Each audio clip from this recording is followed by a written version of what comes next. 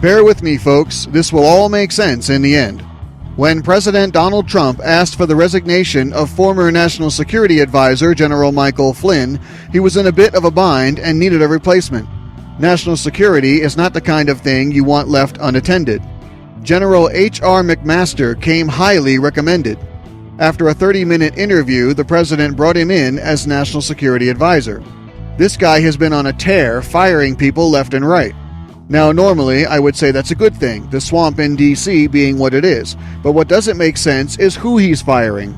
His latest round of dismissals are Rich Higgins, Derek Harvey, and Ezra Cohen-Watnick, 3 supporters of President Trump who were brought in after he took office.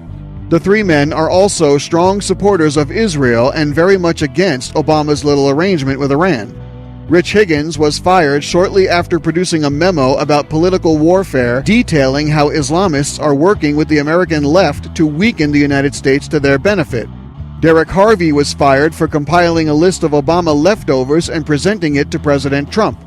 It's been reported that President Trump gave McMaster the list of names compiled by Harvey and said to fire them, but he's refused, and Trump is livid over it.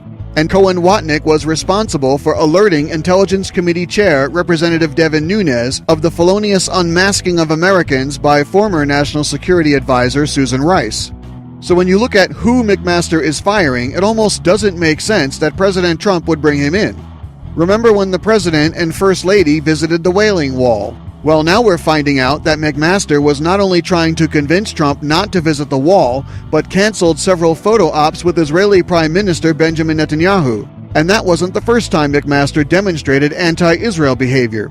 Senior officials in the National Security Council say McMaster refers to Israel as, quote, an occupying power, unquote. He also insists the area is called Palestine and is adamant that a sovereign nation called Palestine was there before Israel, when in reality that is just not true. This also doesn't make sense when you consider what President Trump has said concerning Israel. McMaster doesn't reflect the president's views at all. The people McMaster has brought in are another source of puzzlement. Chris Bowman is an Air Force colonel who worked in the Obama occupation of the White House. He calls Gaza Israel's open-air prison and believes Netanyahu is the instigator of any hostilities between Israel and her enemies. McMaster brought him in to advise in the Israeli-Hamas conflict. McMaster is also allowing other anti-Israel, pro-Muslim Brotherhood, pro-Iran, and pro-Hamas leftovers from the Obama occupation, many brought in by the puppet master Valerie Jarrett.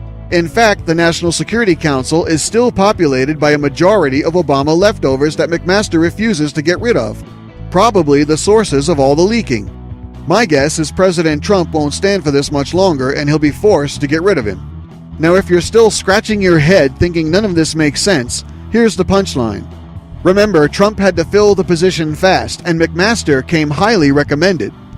From John McCain. It all makes sense now, doesn't it?